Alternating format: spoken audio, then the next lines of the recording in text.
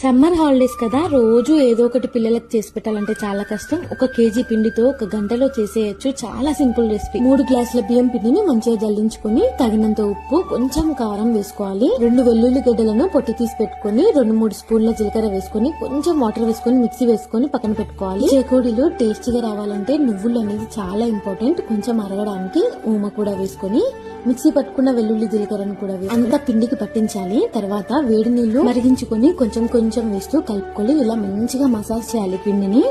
ఇలా మంచిగా కలుపుకున్న తర్వాత వేడి నీళ్లు వేసుకోవడం వల్ల మంచిగా కరకరలాడుతూ చాలా బాగా వస్తాయి అన్నమాట. కారపూస పావులో స్టార్ బిల్ల వేసుకుని పిండి కొంచెం కొంచెం పెట్టుకుని మీకు ఇష్టం ఉన్న షేప్ లో వేసుకోవడమే. ఇన్ని ఎక్కువ రౌండ్లు వేసుకోకుండా ఒకటే రౌండ్ తో వేసుకొని కాలేటప్పుడు మంచిగా కాలి కరకరలాడుతూ చాలా బాగుంటాయి.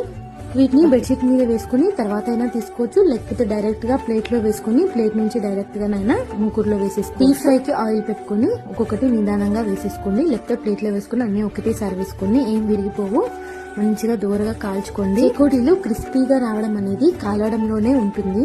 ఆయిల్ అనేది ఓవర్ గా వేడి ఉండకూడదు. చెకోడీలు వేసిన తర్వాత అటు ఇటు తిప్పుతూ కాల్చుకోవాలి. అలా చేస్తే కరకరలాడే పర్ఫెక్ట్ చెకోడీ రెడీ. వీడియో నచ్చితే లైక్ చేయండి.